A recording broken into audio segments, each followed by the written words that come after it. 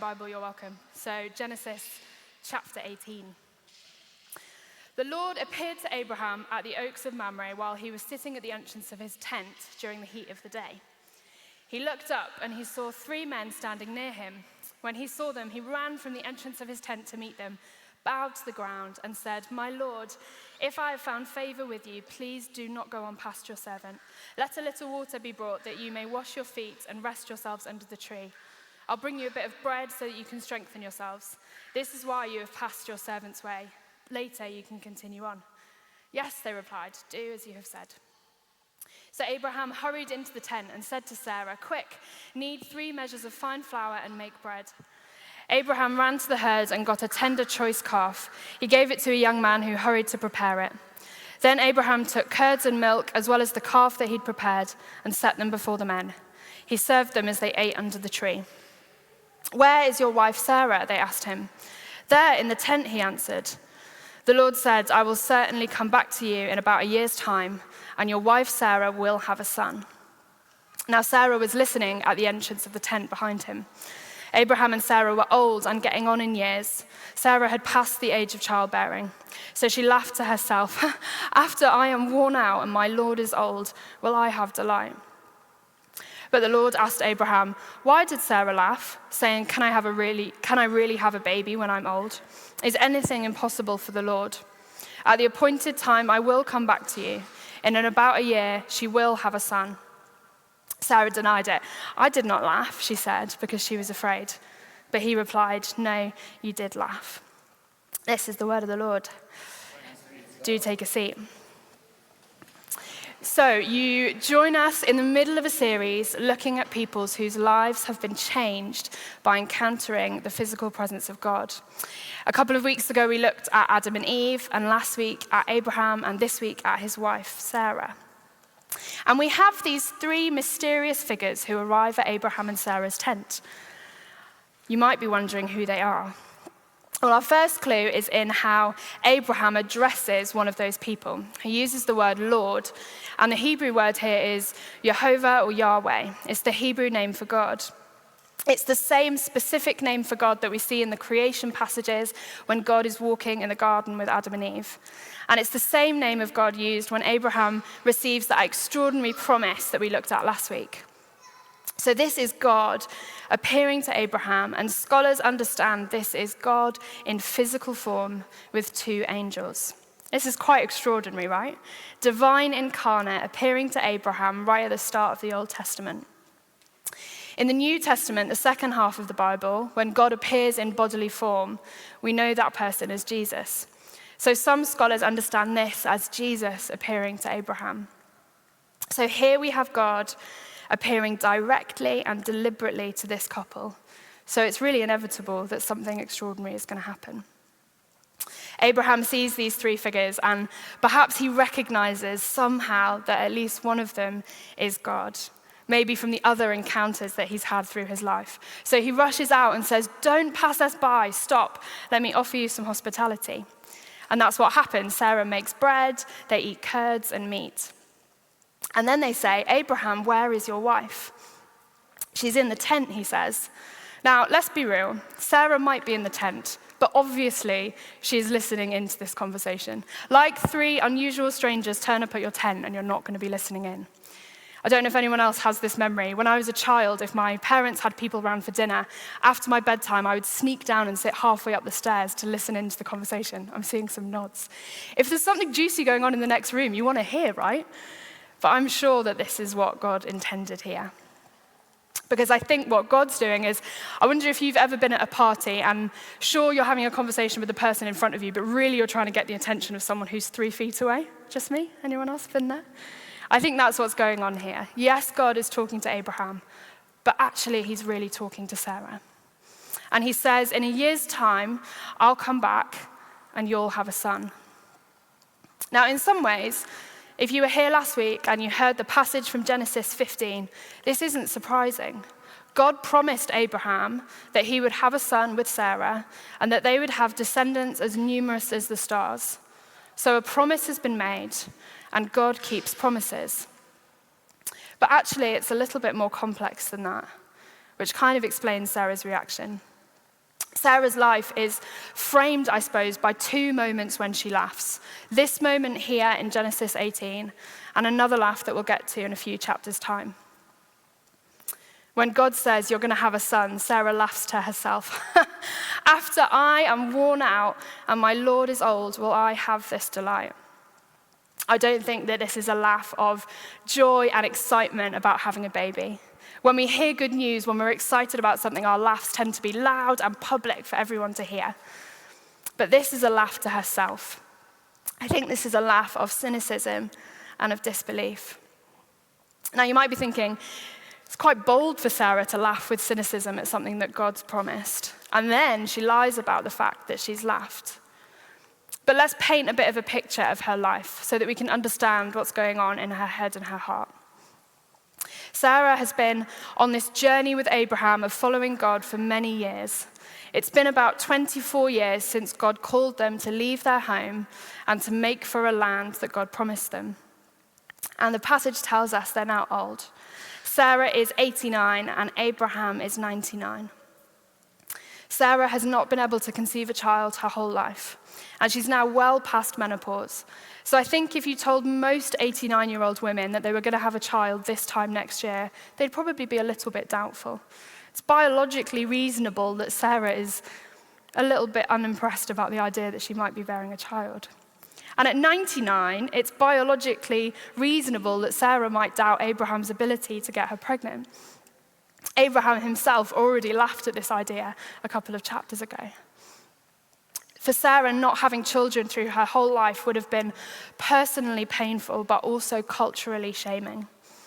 To not be a mother in Sarah's day was painful and embarrassing and shameful.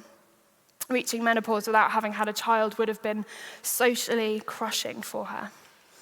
So these words from a strange figure at her tent may well have felt more like a cruel taunt than exciting news. Now we know that God promised Abraham and Sarah descendants that would outnumber the stars. Later, we hear the promise that they would have as many descendants as grains of sand on a beach. But this promise hasn't been fulfilled yet. Sarah hasn't seen it come true. That bright future has not seen its completion. And Sarah says, "I'm worn out." She's not just talking about physically. I would imagine that she is feeling emotionally worn out as well. As far as Sarah is concerned, everybody else has had their happy ever after story. Maybe their grandparents or great-grandparents by now, but she hasn't had that. If you have ever lived carrying shame around with you, you'll know that it's really heavy, and it erodes your sense of self-worth.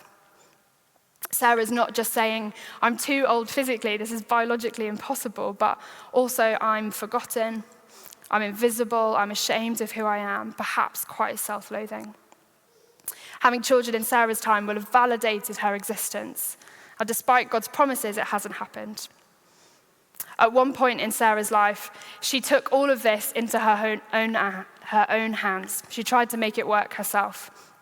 Sarah encouraged Abraham to have a child with one of their slaves, Hagar, in a difficult and abusive set of circumstances. Hagar has an extraordinary encounter with the presence of God, which we're not going to get to talk about in this series, but go and read more of her story in Genesis. It's amazing.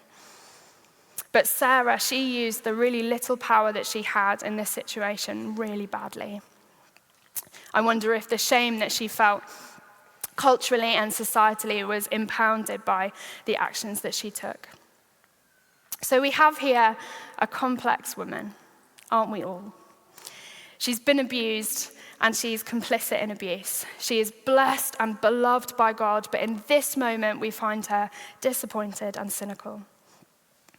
We all experience hopes and dreams that haven't been realized, right? I saw this meme the other day and it really resonated. It's going to come up on the screen. Me at 14, "I can't wait to travel the whole world once I'm earning my money." Me now, "Oh, I mustn't forget that Tupperware at work, it's my only one."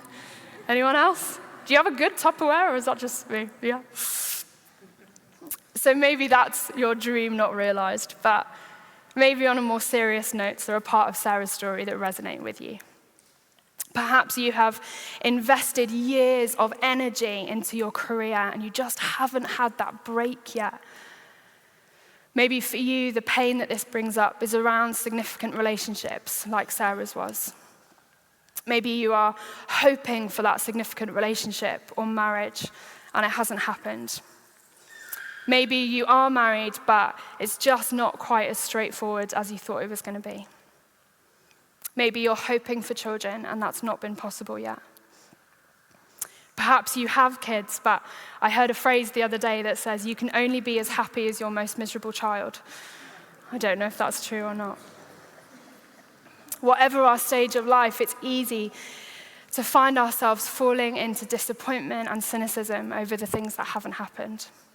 Perhaps you feel cynical about the world that we live in, as the cost of living goes up, as watching the politics gets more complex. Maybe you wonder, will we really ever be able to end racism and sexism?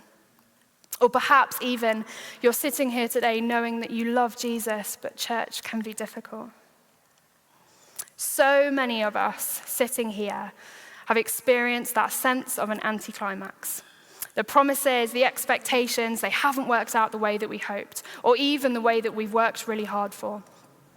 And then when we do achieve our dreams, if we do, there's a risk that we become entirely enslaved to not losing them. So what does Sarah do as her dream of a child isn't realized? What do we do when our promises that we've thought we've heard from God or the dreams that we've hoped for haven't been realized?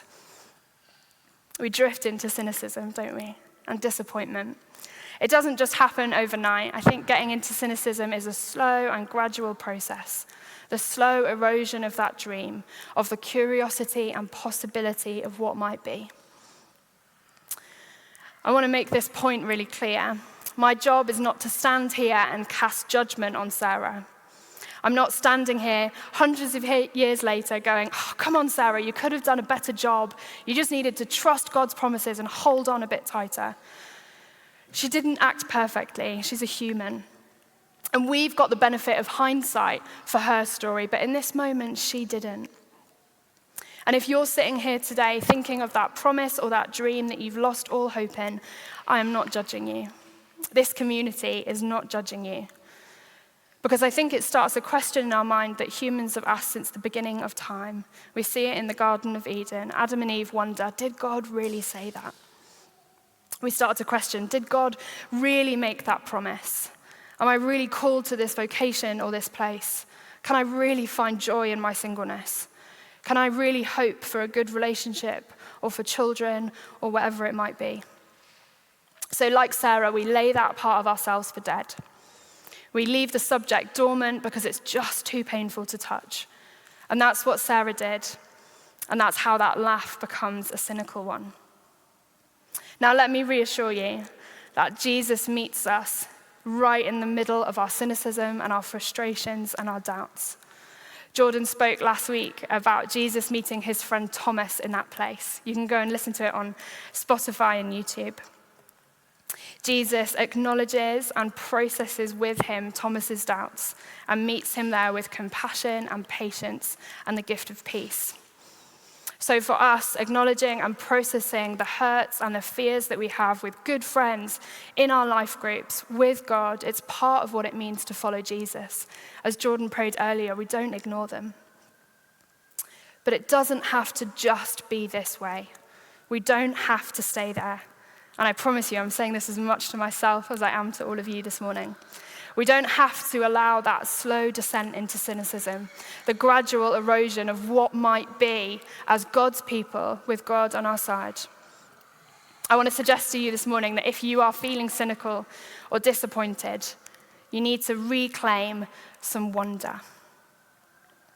Now, if you know Sarah's story, you'll know that a year later, as this figure said, you will have a baby. She had a baby, a son. And Genesis 21 tells us that when that happens, she laughs again. In fact, Isaac's name, her son, means laughter. This time she laughs with surprise and joy. In some ways, Sarah's dream comes true. The promise is fulfilled. We knew it would. God keeps promises. After so many years of disappointment, the miracle has happened. But I don't think that this, in reality, was the happy ever after that Sarah imagined or we might imagine for her. The happy ever after for Sarah would have been having a baby perhaps at age 20, able to run around after a newborn. But this is a 90-year-old woman giving birth, breastfeeding. It must have been exhausting. And one child is hardly the answer to the promise of as many descendants as the stars in the sky or grains of sand on a beach. What Sarah had in Isaac was one grain of sand, just one. But it was enough to reclaim a little bit of wonder that would soften that cynicism. Perhaps you need to reclaim just one grain of sand of wonder this morning. Author and theologian G.K. Chesterton talks a lot about this, about the impact that wonder has on our hearts and minds. He says that children remind us to be full of wonder. You rarely see a cynical child. And Chesterton says that this is because of a childlike ability that kids have to find awe and joy in the most simple things.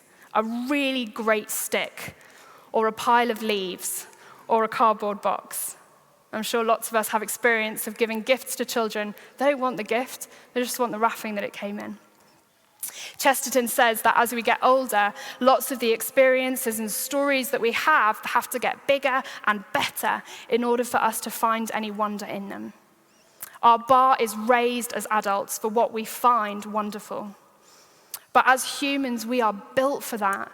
God has designed us to be in awe, to experience joy in the world around us. Chesterton writes, "The world will never starve for want of wonders, but only for want of wonder." In other words, there is so much wonder out there. But as we stop noticing it and seeing it, that's when we start to starve. Let's think about this another way. Would you raise your hand for me if you have access to a Netflix account? Okay, pretty much everyone in the room. And raise your hand again if you're going to keep access to that Netflix account even though there's just been a price hike. Did anyone even know there was a price hike, or does it just come out of your account? There has been. There's a reason why Netflix is worth $185 billion. It's wild. We love stories. We love the wonder. We love to watch the happy ever after. Netflix, Disney+, Instagram, whatever we watch, we use it as a way to escape reality. Because in that world, Nemo always finds his dad. Moana always saves her island. Kevin McAllister always saves Christmas.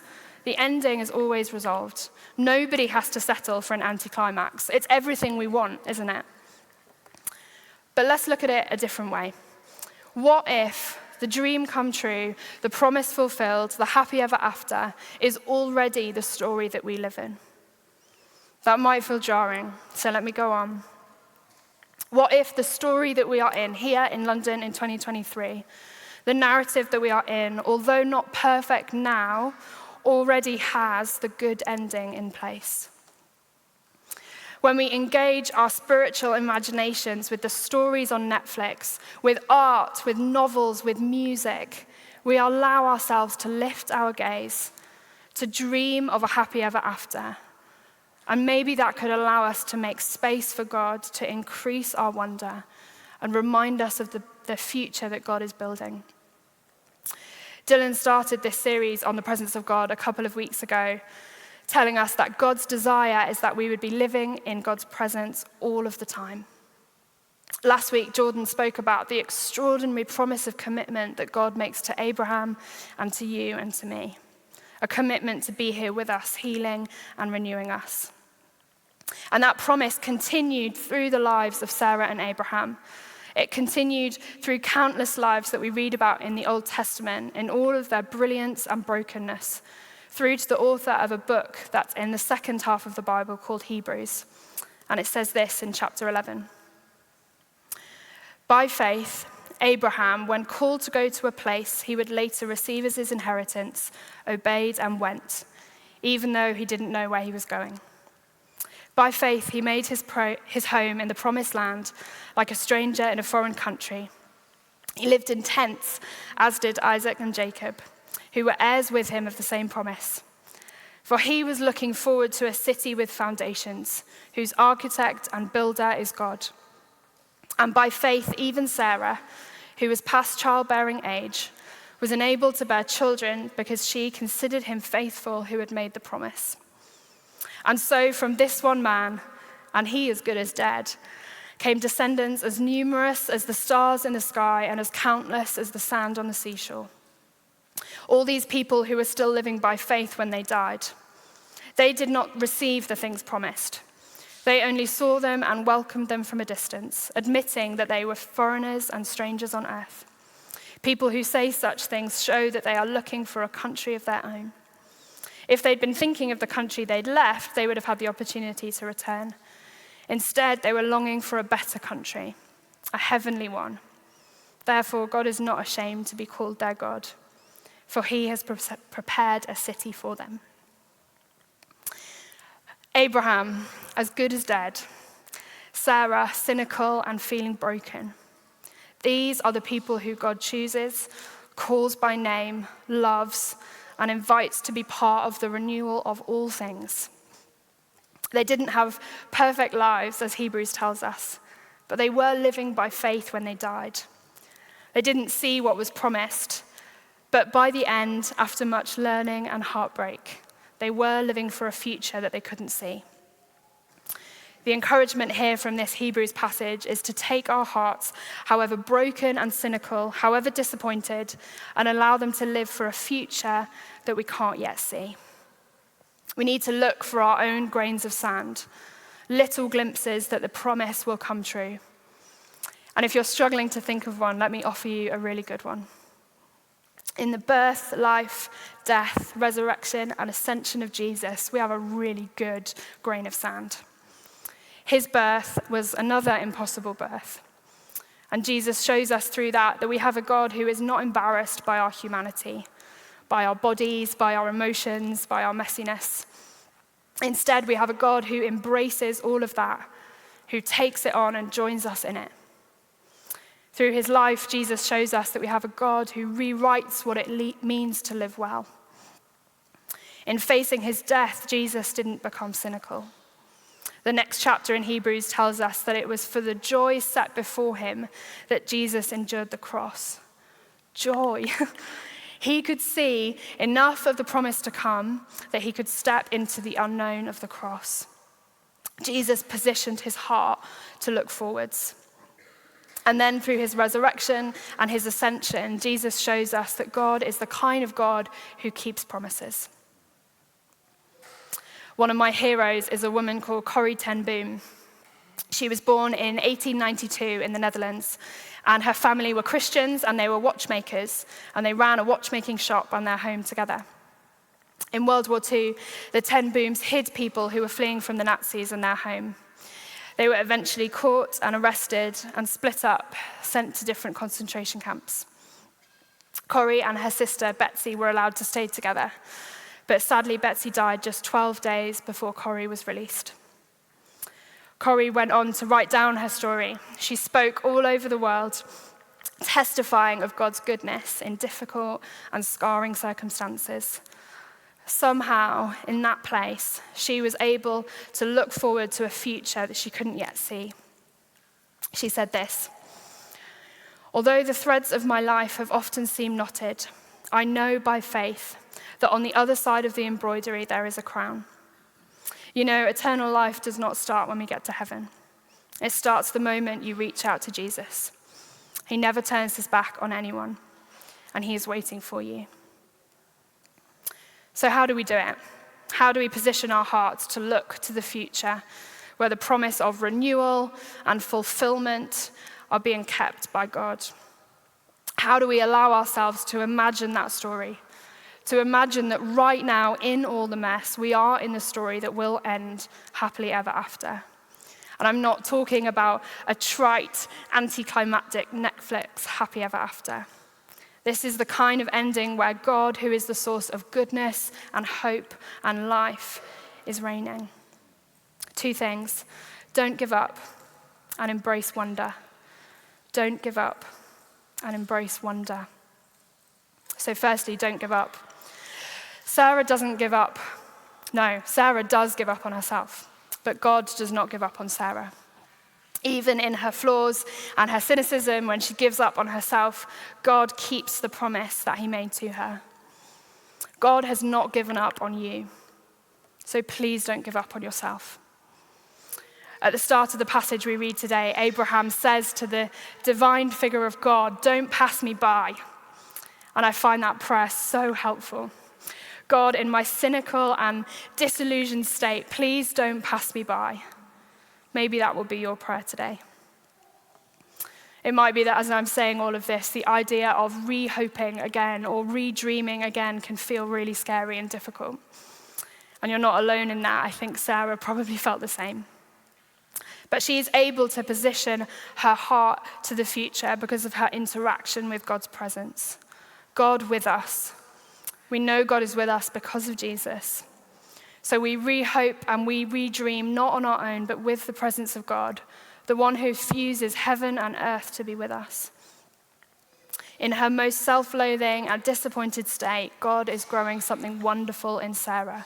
God is moving and writing a new story. Perhaps that's the reminder that you need today. Even if you don't know it, God loves you and is writing a hope-filled story for you. So please don't give up on yourself, because God has not given up on you. And secondly, embrace wonder. If any of this is resonating, I dare you this week to find something to wonder at. Cynicism is exhausting. It's really heavy. So let something wonderful be the antidote to that. Jesus encourages us to embrace life like a child. So perhaps this week you will walk through Victoria Park in the glistening rain and wonder about the God who sent it.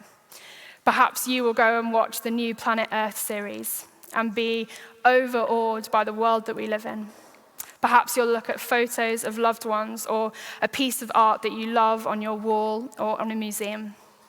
Perhaps you will find a reason to laugh at a really big stick or find a really great rock. Take a moment as you journey to work or as you take the kids to school or whatever you're doing to notice the world around you. May we, as God's people, be the kind of people who are on the lookout for things that are wonderful. This doesn't invalidate the pain or the hurt, but allows the cynicism to slow down. Relocate your heart into the future that will be, the future where God's promises are fulfilled. The divine stranger says to Sarah, "I'll come back in a year's time." Now, I can't say that God's coming back in a year's time, but I do know that Jesus is coming back. He made that promise. And God's kingdom will come in all its fullness, and it will be wonderful. So allow little bits of the wonder that we have in our world to speak to your heart this week. Allow your heart to dream for that ultimate future that we will see. So if you're waiting on a promise this morning, don't give up. Don't give up on yourself. Don't give up on God. And find something wonderful to take your heart to the future. Would you stand with me? Because I think we need to pray for God's help to do this.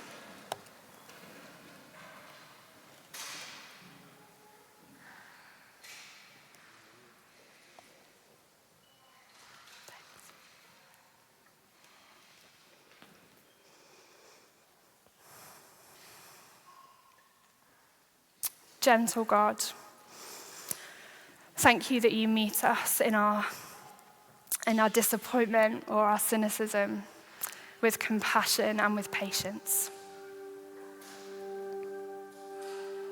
We acknowledge that you are here, God, your presence is with us. And I pray that you would speak to our situations this morning. That you would help us to lift our eyes and see how wonderful you are. How intricately and wonderfully you have made each of us. And how deeply you want us to be able to live in wonder at the world that you've put us in. Come, Holy Spirit, and help us. Amen.